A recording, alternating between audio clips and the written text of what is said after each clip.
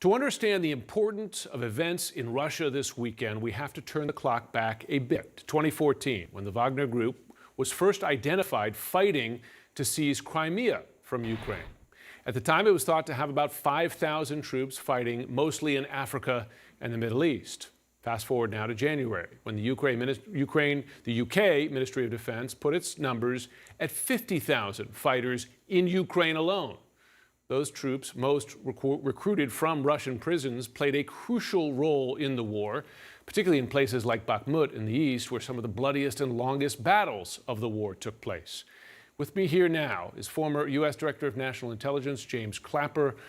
Years of experience, decades, I should say, looking into Russia and what's happening there. Thanks so much for joining us. Well, thanks, Jim.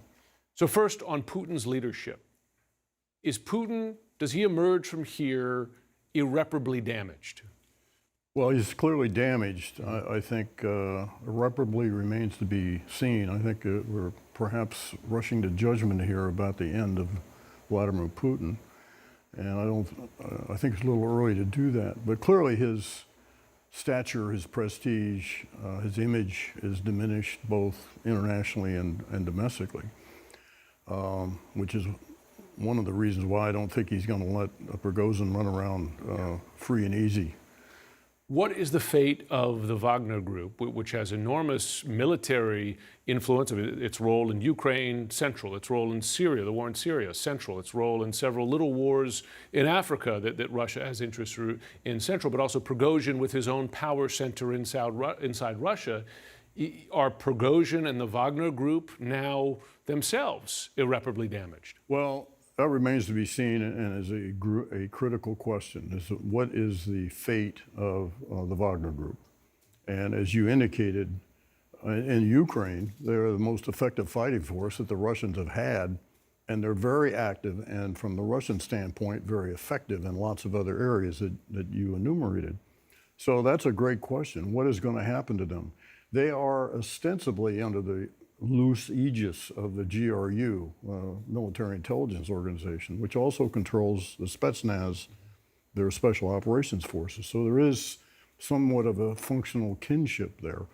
And whether the Russian government would attempt to have a more control over the Wagner Group and its activities by tethering it to some element of the government, Ministry of Defense, GRU, whatever, remains to be seen. But it's clearly, this is a big problem for the Russians because of its effectiveness. Yeah, no question. So the public story is that Prigozhin peacefully ended his advance towards Moscow, has taken a deal to go to Belarus, and some of his forces are going to sign up with regular Russian army units, and Prigozhin's going to live safely in Belarus. Do you buy that deal? Well, Jim, maybe I spent too much time in intelligence, but this whole thing, this deal to me is kind of fishy. That all of a sudden, Prigozhin stopped, turned left or turned back, and then he's going to agree to go of all places, Belarus, which is essentially, from a security standpoint, an extension of Russia. I just wonder whether it was a deal or somehow behind the scenes, Putin exerted some form of leverage over Prigozhin that caused him to fold. This is an unanswered question, obviously, and hopefully as we learn more, we'll find out just what happened. But on its face, it's a little fishy to me. For a moment this weekend, I know that Western intelligence was looking at this and speaking of open military confrontation in Russia. There are still militias. There's still a Wagner militia. There's still other militias, other potential challengers to Putin's leadership, or at least to factional fighting there. Does the West have to prepare for at least the possibility of Russia becoming a failed state? Well, absolutely. I mean, and there are those out there, there are the Russia watchers who already are saying this could easily be the beginning of the end of the Russian Federation. I personally think that, again, that's a little premature, but it could be. And as far as U.S. government needs to be prepared for all those options. Above it all, though, I have to say this, from an intelligence standpoint, anytime you have a nuclear power in a situation like this, you get real sensitive about the status of their nuclear forces. So that'll be, I'm quite sure, uppermost in the minds of the intelligence community. Was there at any point, do you think this weekend, the threat that Russia's nuclear weapons were at risk? No, I didn't. I didn't, and I felt that way from ever since the invasion. That while, despite the threats, that obviously the probability of the use of nuclear weapons is not zero, but it's still pretty low. And I don't think this situation changed that.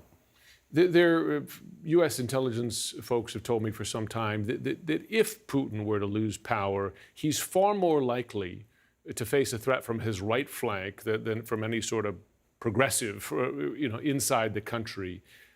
If he were to leave power, what kind of person, shall I say, from what category would be most likely to replace him? Would it be someone more aggressive, more? Well, I think it would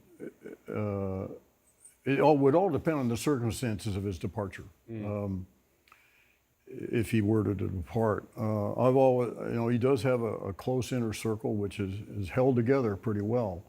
I've always wondered about his national security advisor equivalent, Patrushev, as to whether he might emerge, but a longtime crony, KGB crony of Putin's. But I agree. I think that with you that of the two theories, an attack of some sort from the right is more likely than the left. Final question, if I can, in terms of the effect on the ongoing war in Ukraine. If you were advising Ukrainian leaders now, military commanders, would you say now's the time to strike even harder? Well, actually not. I think I'd probably tell, if I were in that position, the Ukrainian military to just press on with what they've already got underway, and let the disarray take its course among the Russians. The thing you want to think about is, if you get very aggressive right now, will that provoke a counter, a retaliation that we might not want to see? So I think they just need to press on with what they're doing, and I think the demoralization and the incompetence of the Russian military is probably going to be emphasized even more because of this event. More questions about their will to fight. Director James Clapper, thanks so much for joining. Thanks, Jim.